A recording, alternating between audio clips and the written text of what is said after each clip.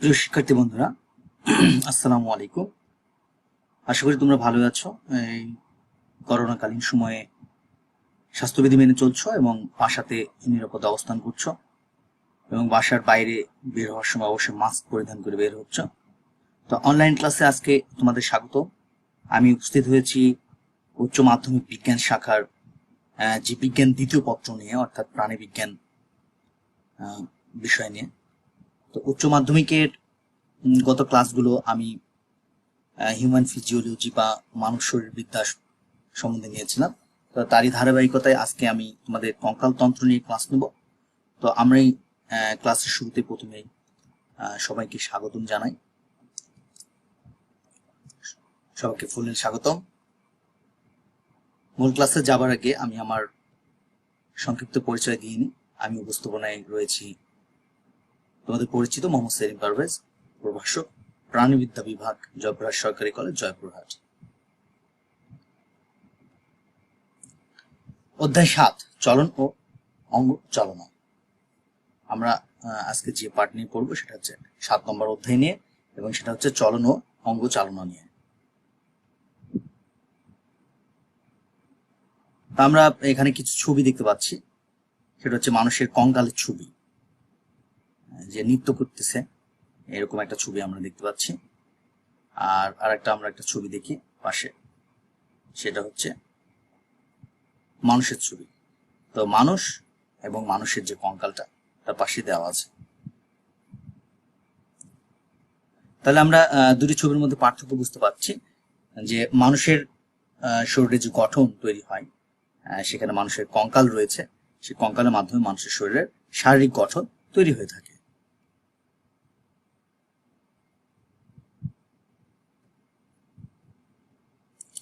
মানুষের কঙ্কাল তন্ত্র, আমরা এখানে মানুষের কঙ্কাল তন্ত্র সুস্পষ্ট ছবির মাধ্যমে দেখতে পাচ্ছি। সমস্ত কঙ্কাল তন্ত্রের বিভিন্ন অস্থি যেগুলো, সেগুলো দেখা যাচ্ছে। আমরা বিভিন্ন স্লাইডের মাধ্যমে প্রতিটি অস্থি সম্বন্ধে জানার চেষ্টা করব। আমরা পরবর্তী স্লাইডে দেখি। আমরা মূল ক্লাসে যাবার আগে তোমাদের যে বিষয়টা জানার জরুরি দরকার সেটা হচ্ছে শিকনফল। এই পাঠ শেষে তোমরা কি শিখবে?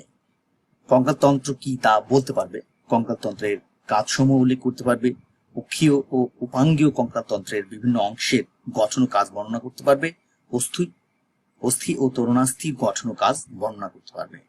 আমি আগে বলে রাখি, বা গত ক্লাসেও আমি বলেছি যে তোমাদের এই ক্লাসগুলো হয়ে গেছে। আমরা এই ক্লাসগুলো এখন রিভিউ ক্লাস হিসেবে নিচ্ছি, এবং উচ্চ মাধ্যমিকের একাদশ এবং দ্বাদশ শাখার যারা ছাত্রছাত্রী রয়েছে তাদের ম্যাক্সিমাম ক্লাসগুলো কিন্তু আমরা ক্লাসে নিয়ে ফেলেছি, এবং বাকি যেগুলো ছিল সেগুলো আমরা এই অনলাইনের মাধ্যমে ক্লাস নিয়েছি, এবং ক্লাসগুলো শেষ করার পরে আমরা পুনরায় এই ক্লাসগুলো রিভিউ ক্লাস হিসেবে তোমাদের সামনে উপস্থাপন করছি, যেন তোমাদের কোনো সমস্যা থাকলে এই ক্লাসগুলোর মাধ্যমে তোমরা বিষয়গুলো ক্লিয়ার হবে। এবং কোনো সমস্যা যদি থাকে তোমাদের, তবে অবশ্যই কমেন্ট বক্সে অবশ্যই তোমরা জানাবে, এবং আমরা চেষ্টা করব সেই উত্তরগুলো দেওয়ার।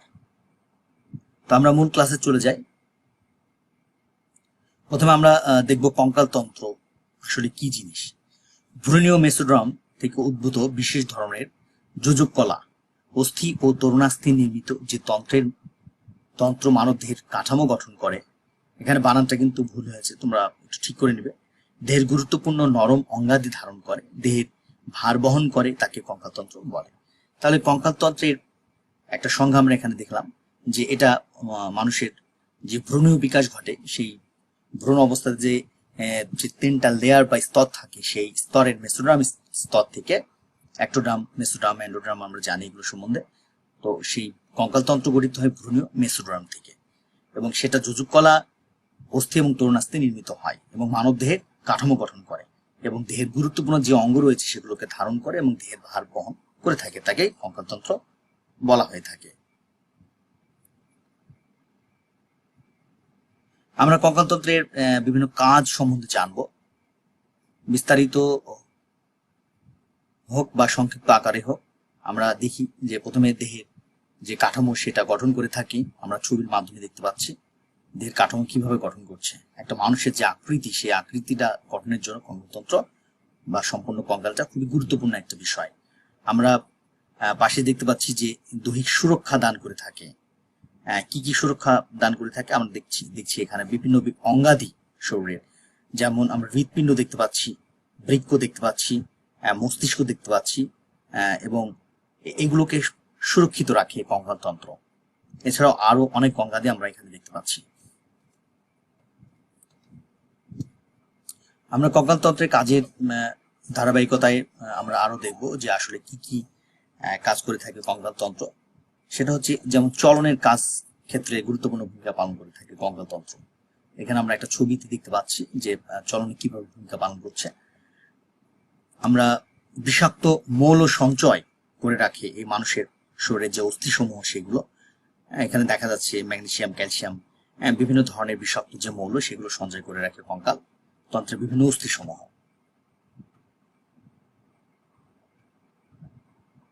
তারপরে আমরা দেখতে পাচ্ছি রক্তকণিকা উৎপাদন করে থাকে কঙ্কালতন্ত্র। মানুষের শরীরে যে রক্তকণিকা তৈরি হয়, বিশেষ করে লোহিত রক্তকণিকা, সেই রক্তকণিকা বা অন্যান্য রক্তকণিকাগুলো তৈরি করে থাকে মানুষের শরীরের বিভিন্ন কঙ্কালের বিভিন্ন অস্থিসমূহের অস্থিমজ্জা থেকে তৈরি হয়ে থাকে। আমরা আরো দেখতে পাচ্ছি যে শ্রবণে গুরুত্বপূর্ণ ভূমিকা পালন করে থাকে কঙ্কালতন্ত্র। শ্রবণের ক্ষেত্রে আমরা জানি যে মানুষের কানের ভিতরে 3টা অস্থি রয়েছে, ম্যালিয়াস, ইনকাস এবং স্টেপিস সম্বন্ধে কিন্তু আমরা জানি। তাহলে এই শ্রবণের ক্ষেত্রে গুরুত্বপূর্ণ ভূমিকা পালন করে থাকে।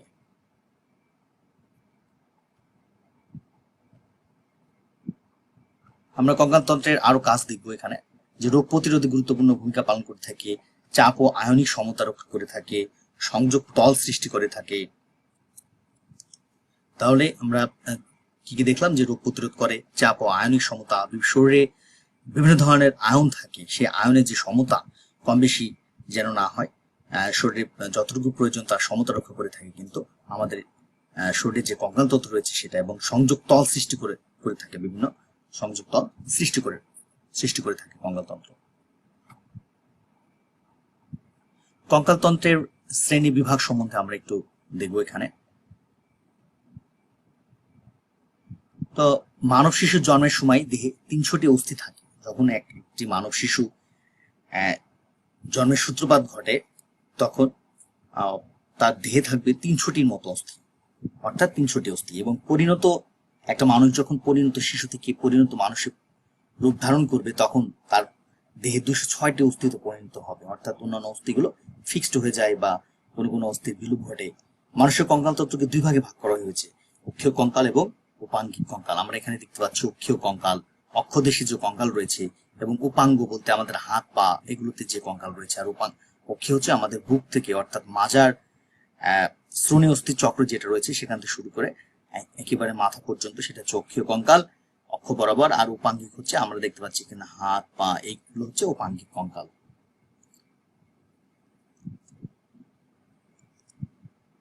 এখানে অক্ষীয় কঙ্কাল, কঙ্কালতন্ত্রের যে অঙ্গগুলো বা অংশগুলো দেহের লম্বা অক্ষ বরাবর অবস্থান করে আর কি, এটা হবে এখানে লম্ব হয়ে গেছে, এটা লম্বা হবে, লম্বা অক্ষ বরাবর অবস্থিত, তাকে অক্ষীয় কঙ্কাল বলে।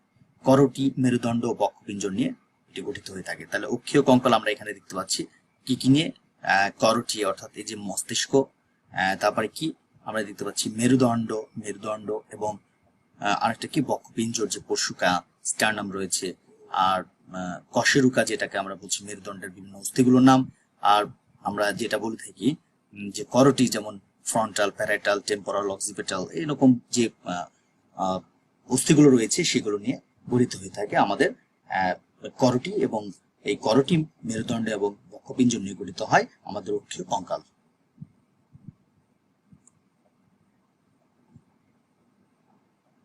তাহলে আমরা করটি সম্বন্ধে জানবো। প্রথমে করটি সম্বন্ধে, মস্তক গঠনকারী কঙ্কালকে করটি বলে। 29টি অস্থি নিয়ে এটি গঠিত হয়ে থাকে। এখানে একটা বিষয় স্পষ্টভাবে এখানে হয়তো পরবর্তী স্লাইডে দেওয়া আছে, আমাদের সামনের যে আমরা দেখি এখানে যে অস্থিগুলো, এই যে এখানে অনেকগুলো জোর দেখা যাচ্ছে, তোমরা একটু ভালো করে ছবিটা যদি খেয়াল করো তাহলে বুঝতে পারবা। সামনের এই জোরের এই অংশটাকে বলা হয় ফ্রন্টাল, টেম্পোরাল, প্যারাইটাল, বিভিন্ন ভাগে নামে বিভক্ত কিন্তু এগুলো। স্টেনয়েড, অ্যাথনয়েড, জাইগোমেটিক নাসাল, ম্যাক্সিলা ম্যান্ডিবল প্রভৃতি অংশ এরকম 29টি অস্থি নিয়ে করটি গঠিত হয়ে থাকে।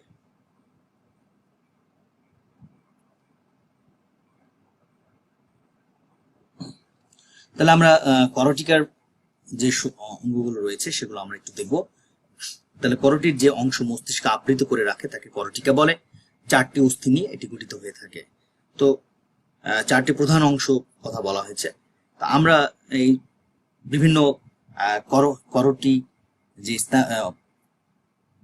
অস্থিগুলো রয়েছে সেই করটিক অস্থিগুলোর নাম আমরা এখানে দেখবো। যে দেখো এটা হচ্ছে ফ্রন্টাল, প্রথমে অংশটাকে বলা হচ্ছে কপালের যে অংশটা ফ্রন্টাল, মাঝখানে প্যারাইটাল, তারপরে অক্সিপিটাল পেছনেরটা, মাঝ বরাবর অক্সিপিটালের এইটা হবে টেম্পোরাল, কানের উপরে ঠিক।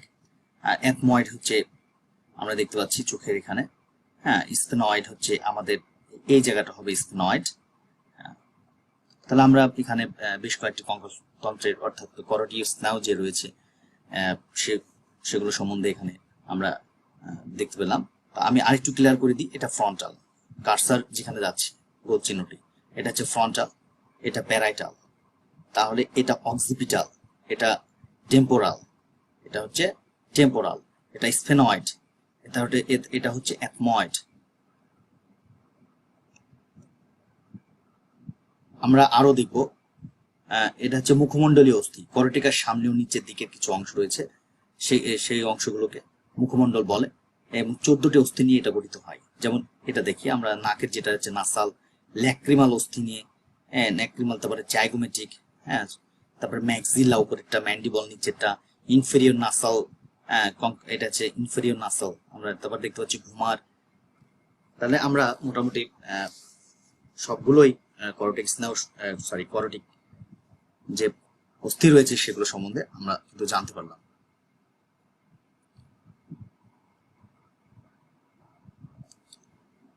আমরা কানের ভিতরে যে অস্থি রয়েছে সেগুলোকে বলে থাকি কর্ণাস্থি। মধ্যকর্ণে 3টি ক্ষুদ্র অস্থি পরস্পর সংযুক্ত হয়ে শিকলের মতো অবস্থান করে। অস্থিগুলো হলো, এখানে অস্থিগুলোর নাম ঢাকা পড়ে গেছে চিত্রের কারণে, যাই হোক আমি বলে দিচ্ছি ম্যালিয়াস, ইনকাস এবং স্টেপিস। তাহলে এই 3টা অস্থি নিয়ে গঠিত হয় কর্ণাস্থি। তাহলে ম্যালিয়াস কোনটি? এটি ম্যালিয়াস হাতুড়ির মতো, ইনকাস হচ্ছে পাশেরটি, এবং স্টেপিস এটা ঘোড়ার খুরের আকৃতির মতো অনেকটা।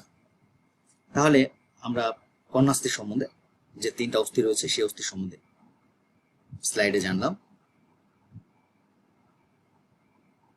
হাইওয়েড অস্থি। হাইওয়েড অস্থি ইউ আকৃতির অস্থি, যা ম্যান্ডিবল ও ষড়যন্ত্রের মাঝে অবস্থিত। কোথায় অবস্থান করছে আমরা দেখতে পাচ্ছি এখানে যে হাইওয়েড অস্থি ইউ আকৃতির হয়ে থাকে। এই যে আমরা এটা দেখতে পাচ্ছি, এটা ইউ আকৃতির হাইওয়েড অস্থি, যা ম্যান্ডিবল অর্থাৎ এই যে ম্যান্ডিবল এবং ষড়যন্ত্র অর্থাৎ আমরা আমাদের কথা উৎপন্ন হয় যে যন্ত্রের মাধ্যমে, সেই যন্ত্রের বা সেই অঙ্গের মাঝে অবস্থান করে থাকে। তাহলে সেটাকে বলা হচ্ছে হাইওয়েড অস্থি। আমরা মেরুদণ্ডের কথা যদি বলে থাকি এখানে, তাহলে এখানে দেখবো যে মেরুদণ্ড দেহের পৃষ্ঠ মধ্যরেখা বরাবর সুষমা কাণ্ডকে পরিবেষ্টিত করে 33টি কশেরুকা নিয়ে মেরুদণ্ড গঠিত। মেরুদণ্ডের গাঠনিক একক প্রতিটি অস্থিকে, অর্থাৎ গাঠনিক যে এককগুলো রয়েছে তার প্রতিটি অস্থিকে বলা হচ্ছে কশেরুকা। আমরা এখানে দেখতে পাচ্ছি কশেরুকা গুলো এই চিত্রের মাধ্যমে, সেটা মানুষের সুষমা কাণ্ডকে পরিবেষ্টন করে রাখে।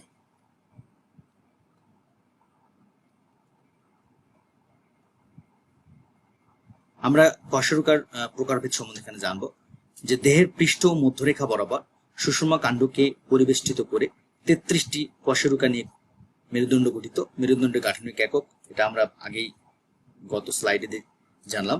তো আমরা এখন দেখবো যে এই অস্থিগুলোকে অর্থাৎ কশেরুকাগুলোকে কতটি ভাগে ভাগ করা হয়েছে। এখানে আমরা দেখতে পাচ্ছি 5টি ভাগে ভাগ করা হয়েছে। আমরা প্রথমে বলে থাকি যে গ্রীবাদেশীয় কশেরুকা 7টি রয়েছে, বক্ষদেশীয় অর্থাৎ বুক বরাবর যে কশেরুকা সেটা হচ্ছে 12টার, গ্রীবা হচ্ছে ঘাড় বরাবর, উদর পেট বরাবর যে কশেরুকা সেটা হচ্ছে 5টি, শ্রোণীদেশীয় অর্থাৎ আমাদের যে মাজা রয়েছে সেটা সেখানে 5টি, আর উচ্চদেশীয় কশেরুকা অর্থাৎ একবারে শেষের দিকে যে কশেরুকা রয়েছে সেটা হচ্ছে 4টি। মোট 33টি কশেরুকা রয়েছে। তাহলে আমরা এই চিত্রের মাধ্যমে সুস্পষ্টভাবে কিন্তু কশেরুকার প্রকারভেদ এখানে দেখতে পাচ্ছি। তো আমরা পরবর্তী স্লাইডে যাব। তাহলে আমরা পরের স্লাইডে যাই। আমরা পরবর্তী স্লাইডে দেখতে পাচ্ছি যে অ্যাটলাস সম্বন্ধে। সেন্ট্রাম বা দেহ দেখতে রিং আকৃতির হয়ে থাকে, কেবল অগ্র ও পশ্চাৎ আর্সযুক্ত আর্টিকুলার প্রসেস নেই। ট্রান্সভার্স প্রসেস বড় আকৃতির ও ট্রান্সভার্স কি ফোরামেন যুক্ত হয়ে থাকে। তাহলে আমরা এই অ্যাটলাসের ছবিটা আমরা এখানে দেখতে পাচ্ছি যে এখানে ছবির বিভিন্ন অংশে যেমন vertebral foramen, transverse foramen, transverse process, superior articular facet. তাহলে আমরা অ্যাটলাসের বিভিন্ন অংশ এবং তার বর্ণনা সম্বন্ধে এখানে জানতে পারছি। অর্থাৎ অ্যাটলাস সম্বন্ধে যে সেন্ট্রাম বা দেহ দেখতে রিং আকৃতির, দেখো এটা হচ্ছে অনেকটা রিং আকৃতির, যা হাতে যে রিং ব্যবহার করে বা আংটি, সে আংটির মতো আকৃতির কিন্তু এটা, এবং এটার কোনো আর্টিকুলার প্রসেস নেই।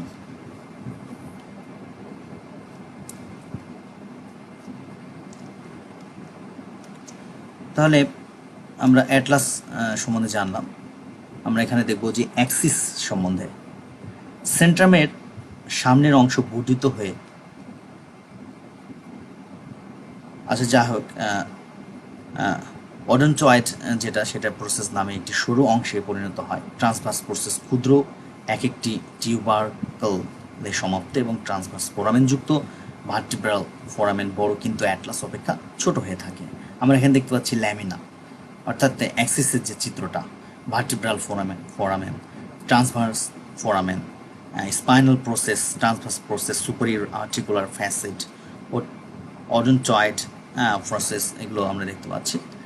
তো এখানে অডন্টয়েড প্রসেস সম্বন্ধে বলা হয়েছে যে সেন্ট্রামের সামনের অংশ বর্ধিত হয়, এটি সরু অংশ গঠনের করে, সেটার নাম হচ্ছে অডন্টয়েড প্রসেস। তাহলে অডন্টয়েড প্রসেস সম্বন্ধে, অর্থাৎ অ্যাক্সিসের বিভিন্ন অংশ সম্বন্ধে আমরা এখানে জানতে পারলাম। ভার্টিব্রা প্রমিনেন্স সম্বন্ধে এখানে আমরা জানবো যে অন্যান্য কশেরুকার স্পাইনাস প্রসেস থেকে এটি লম্বা ও সুস্পষ্ট বা প্রমিনেন্ট, তাই এই কশেরুকার নাম হয়েছে ভার্টিব্রা প্রমিনেন্স। আমরা কিন্তু বিভিন্ন কশেরুকা সম্বন্ধে জানছি এখানে। তাহলে এই স্লাইডগুলোর মাধ্যমে আমরা বিভিন্ন কশেরুকা সম্বন্ধে জানছি। ট্রান্সভার্স ফোরামেন বড় এবং পশ্চাৎ অংশ বৃহৎ ও সুস্পষ্ট টিউবারকল যুক্ত হয়ে থাকে। নিউরাল স্পাইনের প্রান্ত অখণ্ডিত হয়ে থাকে। তাহলে আমরা এই ভার্টিব্রা প্রমিনেন্স যে কশেরুকা, সেটা দেখতে পাচ্ছি transverse foramen, spinous process, vertebral foramen, transverse process. তাহলে চিত্রটার মাধ্যমে, অর্থাৎ ভার্টিব্রা প্রমিনেন্সের মাধ্যমে আমরা প্রমিনেন্স সম্বন্ধে আমরা এই স্লাইডের মাধ্যমে জানতে পারলাম। বক্ষদেশীয় কশেরুকা।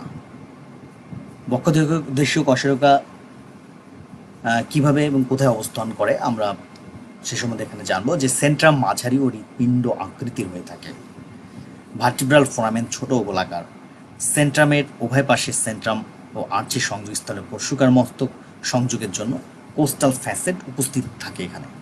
তাহলে আমরা এখানে বক্ষদেশীয় কশেরুকার যে গঠন এখানে দেখতে পাচ্ছি, যে ট্রান্সভার্স প্রসেস কোনটি এখানে দেখতে পাচ্ছি, এটা ল্যামিনা দেখতে পাচ্ছি, সুপিরিয়র আর্টিকুলার প্রসেস, পেডিকল দেখতে পাচ্ছি, স্পাইনাস প্রসেস দেখতে পাচ্ছি, ভার্টিব্রাল আর্চ, ভার্টিব্রাল ফোরামেন, দেহ, মূল দেহ এটা।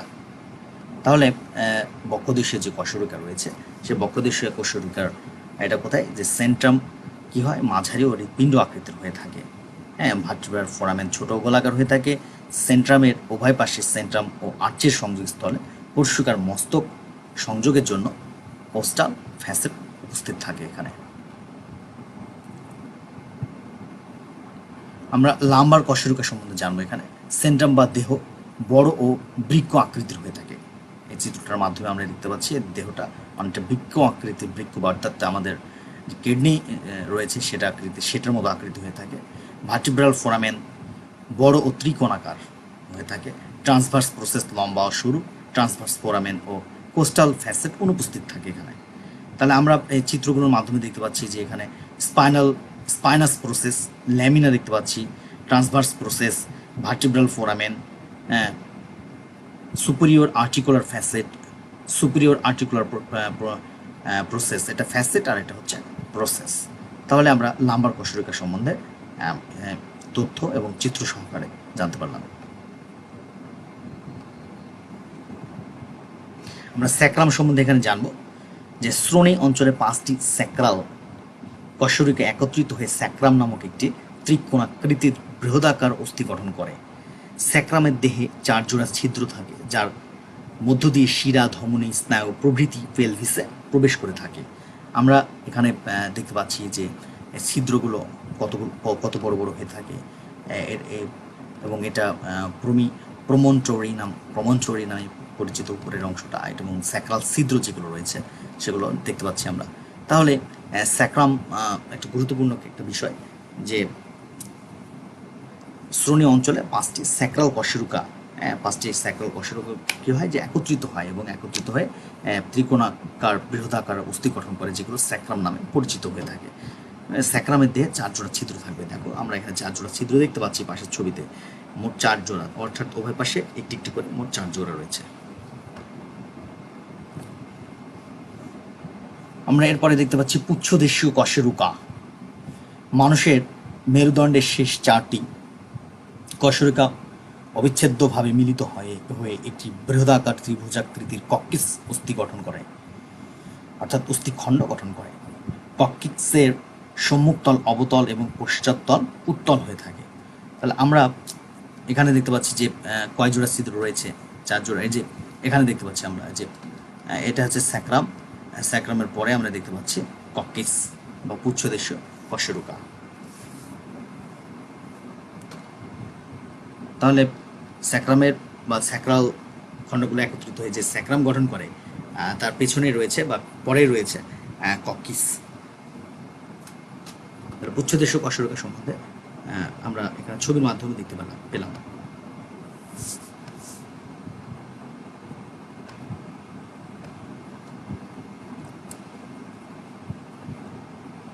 আমরা মেরুদণ্ডের কাজ সম্বন্ধে জানব। দেহের কেন্দ্র স্থিতিস্থাপক অক্ষ গঠন করে, সুষুম্না কাণ্ড ও সুষুম্না স্নায়ুকে পরিবেষ্টন করে সুরক্ষা প্রদান করে থাকে, দেহের ওজন ধরে রাখে, সকল অঙ্গের প্রধান অবলম্বন হিসেবে কাজ করে থাকে, অক্ষীয় পেশী ও পশুকাদের সংযোগ তল হিসেবে কাজ করে বা সংযোগ তল সৃষ্টি করে।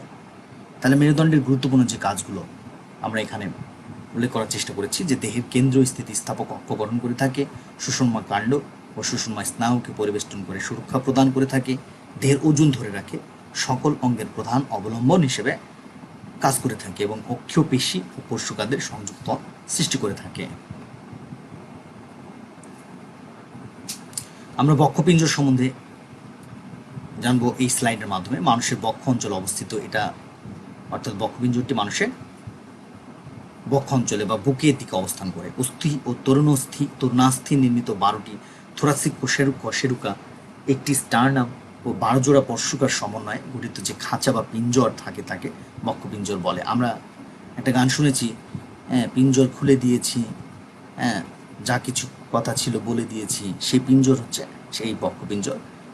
বক্ষপিঞ্জরের মধ্যে কিন্তু আমাদের দেহের গুরুত্বপূর্ণ বিভিন্ন অঙ্গ থাকে, যেমন হৃৎপিণ্ড কিন্তু আমাদের এই বক্ষপিঞ্জরের মাঝখানে অবস্থান করে। বক্ষপিঞ্জরের 2 পাশে আমাদের ফুসফুস অবস্থান করে। তো বক্ষপিঞ্জর খুবই গুরুত্বপূর্ণ একটা বিষয়।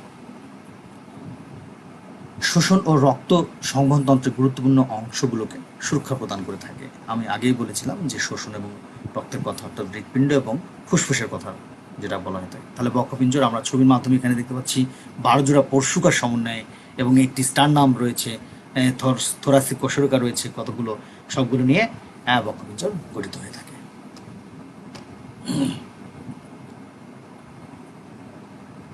উপাঙ্গীয় কঙ্কাল যেটাকে বলা হয়, আমরা হাত পায়ে যে কঙ্কাল, যে হাড্ডি রয়েছে সেই কঙ্কালগুলো হচ্ছে উপাঙ্গীয় কঙ্কাল। আমরা এই যে উপাঙ্গগুলো দেখতে পাচ্ছি এখানে হাত, এই যে দুই পাশে হাত, 2 পাশে পা। অগ্রপদ বা বক্ষ অস্থি চক্র উভয় পাশে 32টি করে মোট 64টি। অগ্রপদ বলতে কি বোঝায়? হাত বোঝায়, যেটাকে বলা হয় ফোর লিম্ব যেটাকে বলা হয়। আর পশ্চাৎপদ মানে হচ্ছে হাইন্ড লিম্ব বা আমরা বলি হচ্ছে পা। পশ্চাৎপদ ও শ্রোণী চক্র নিয়ে মানুষের হ্যাঁ, উপাঙ্গিক কঙ্কালতন্ত্র গঠিত, উভয় পাশে 31টি করে, মোট 62টি অস্থি রয়েছে। তাহলে অগ্রপদে রয়েছে 64টি অস্থি এবং পশ্চাৎ পদে রয়েছে 62টি অস্থি।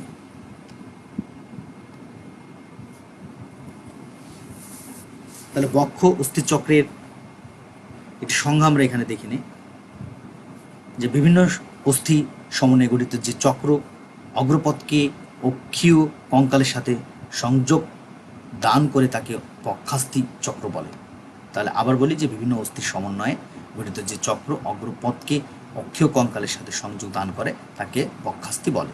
মানুষের এটা বক্ষ অঞ্চলে অবস্থিত হবে, এটা বানানটা ভুল হয়েছে, একজোড়া স্ক্যাপুলা ও একজোড়া ক্ল্যাভিকল নিয়ে গঠিত, এবং বক্ষ দেশীয় কাঠামো গঠন এবং বক্ষ দেশীয় অবস্থিত নরমঙ্গলগুলোকে রক্ষা করে থাকে।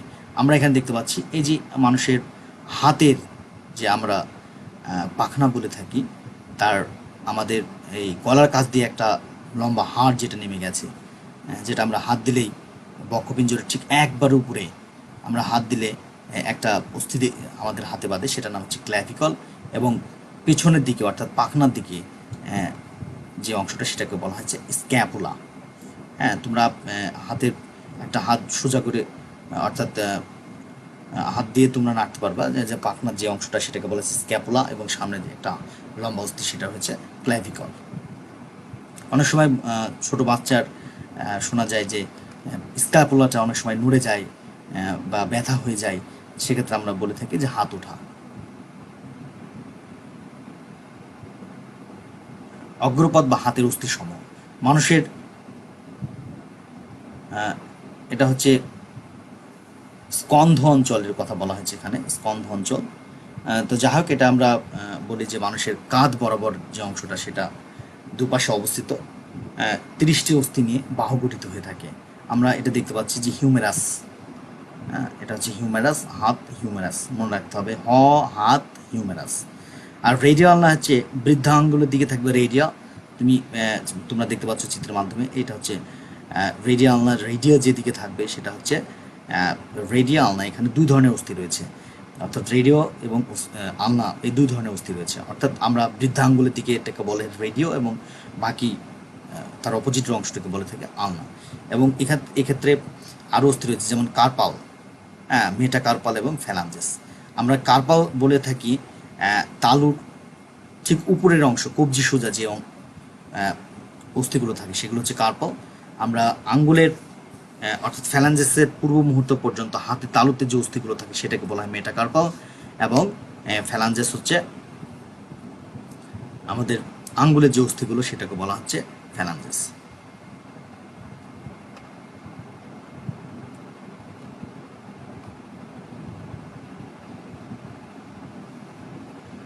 তো প্রিয় শিক্ষার্থী বন্ধুরা, আজকে ক্লাস আমরা এই পর্যন্ত শেষ করব।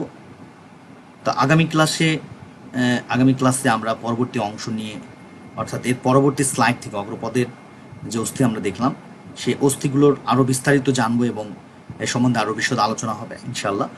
তো সে পর্যন্ত সবাই ভালো থাকবে, সুস্থ থাকবে।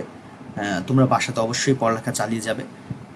ক্লাস যেদিন অর্থাৎ আমাদের মহামারী কেটে গেলে, দেশের অবস্থা ভালো হলে, স্কুল কলেজ যখন খুলে যাবে ইনশাল্লাহ দেখা হবে সবার সঙ্গে।